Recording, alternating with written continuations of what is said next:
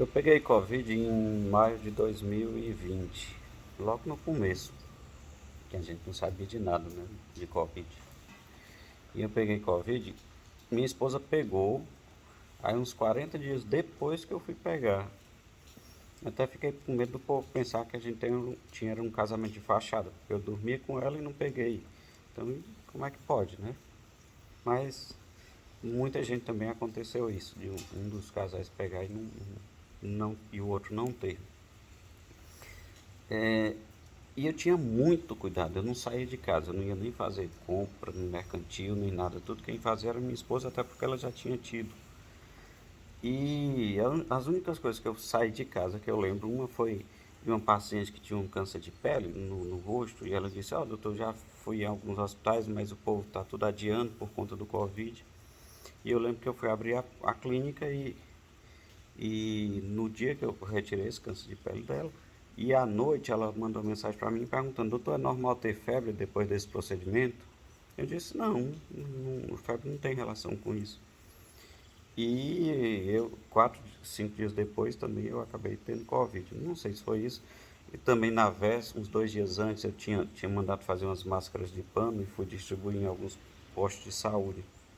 Também andei, né, nesses cantos. Sei que eu não andava e mesmo assim não saía de casa, tinha muito cuidado, mesmo assim peguei. O Covid realmente tem uma transmissão às vezes que não parece ser muito racional, né? E eu tive muito medo até porque a minha imunidade não é muito boa, documentadamente não é muito boa. E aí você fica com medo, assim, fica com medo de morrer, como diz o Chico Anísio, é uma pena morrer, né? Porque se morrer eu ficar pensando, poxa, eu não vou ver meu filho crescer, preocupações quanto à assistência a ele, da esposa, da família, né? E quando você tem essa sensação, esse temor da morte, é engraçado como assim, você nunca pensa em nada, ah, deveria ter trabalhado mais, ter comprado isso, ter... Não, você só pensa assim, ó, por que que eu não usufruí mais do tempo com as pessoas que eu gosto? Porque eu ficava sempre adiando aquelas coisas. E aí você faz inúmeras promessas, que se tudo der certo, você vai mudar a sua vida completamente. E acaba que assim, você muda um tempo e depois volta mais ou menos para a rotina. Essa rotina que às vezes engessa até a própria vida, né? É, teve um dia que foi muito triste também, porque eu me isolei, né? 14 dias eu fiquei dentro de um quarto. E meu filho às vezes vinha querer brincar comigo e não podia. Aí ele dizia, não, pai, eu vou ficar só aqui de longe. Ou então brincava comigo na porta de vidro que dá para a varanda. E aí ele ficava lá na varanda, às vezes brincando comigo, e assim era meio triste, né? Era meio preocupante. É, eu não usei cloroquina, isso foi em maio de 2020. Nem cloroquina, nem ivermectina, eu acho que no tempo nem falava em ivermectina. E não usei nada por questões políticas, essas coisas, não, poxa, eu tinha uma vida para cuidar, tinha mais de uma vida para cuidar, na verdade. Então, se não me importava se cloroquina era defendido por Bolsonaro, Mao Tse Tung, Lula, quem quer que fosse. Eu não tomei porque eu nunca vi indício de que cloroquina funcionasse, porque onde eu tinha estudado, cloroquina já tinha sido tentado em outros vírus e ela funcionava no laboratório, mas em vivo, né, na vida real, ela não funcionou para nenhum dos outros vírus. Então eu achava que não funcionava. E eu acho que assim, não é porque você não tem uma coisa que não funciona que você vai tentar qualquer coisa de forma irracional. Eu lembro que eu cheguei a tomar corticoide, né? Cheguei a tomar Clexane, me hidratei bem, eu comprava aqueles pacotes de soro fisiológico, soro caseiro, né? Aqueles pozinhos, tomava 1 litro de manhã, às vezes à tarde, às vezes à noite, então me hidratava muito, muito bem. E felizmente a coisa correu bem, eu não tive nenhum sintoma grave, mas a preocupação da imprevisibilidade do Covid era constante, né? E assim, também quando tem um ditado que diz assim, né, quando o avião está caindo, todo mundo é crente, né? Todo mundo acredita em Deus. Veja, eu sou agnóstico.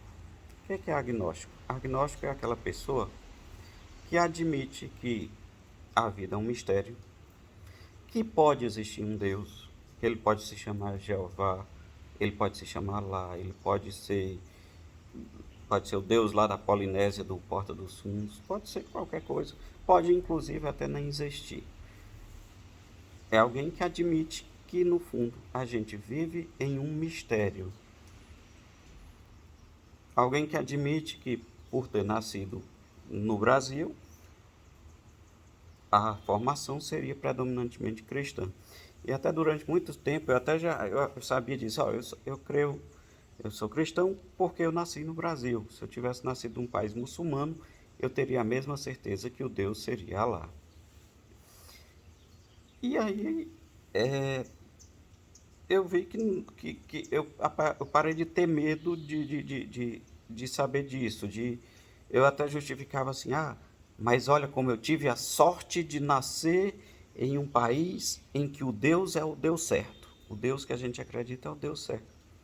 Mas essa mesma certeza qualquer muçulmano tem, qualquer outra religião tem. Então hoje, de forma muito tranquila, eu prefiro acreditar que a gente vive num mistério, que Deus pode existir, que pode não existir. E agora não falando de agnosticismo, mas de forma pessoal, eu acho que tem coisas até mais importantes do que a crença em Deus ou não, que é o amor ao próximo, sabe? Eu acho que se existe um Deus onde você pode encontrar ele, é no amor ao próximo, é na caridade. Então, naquele drogadito que está lá na esquina, é ali onde você pode encontrar Deus, né? E pensa num Deus não ser físico, que você vai lá e vai ter. Não, mas na própria caridade em si, no próprio amor em si. Acho que Deus se misturaria com isso, sabe? Não como uma entidade isolada, mas essa inter-relação. E quando eu tive Covid, até o povo diz, mas aí o cara se apega em Deus. Bom, quando eu tive Covid, eu honestamente, eu não pedi nada a Deus, mesmo sabendo que pode existir ou pode não existir. E não pedi porque assim,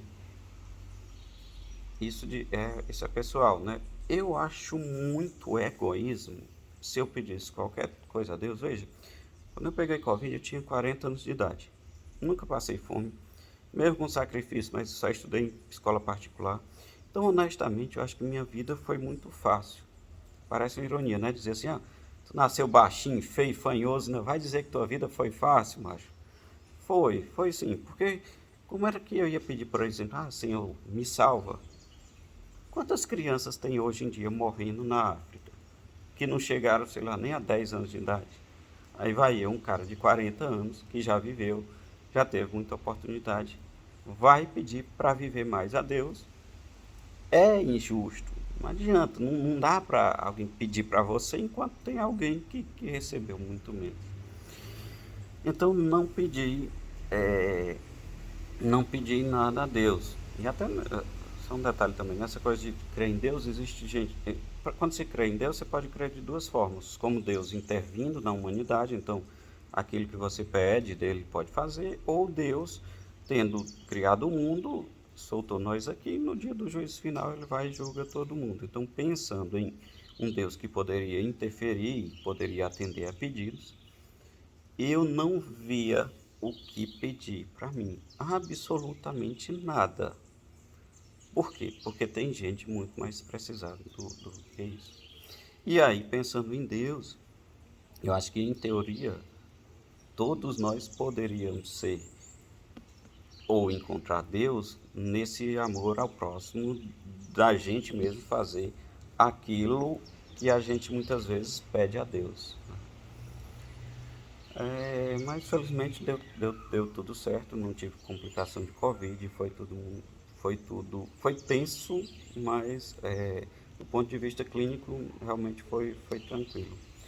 Ficou a lição, mais uma vez, eu acho que qualquer pessoa que tem medo de perder a vida é de que a gente tem que ter cuidado para não perder a vida deixando ela passar sem que a gente faça aquilo que é necessário fazer, aquilo que realmente importa fazer, é aquilo que quando a gente chega aos 80 anos, olhe para trás e diga assim, olha, já fez tudo que era para fazer e se for embora, já tá tranquilo.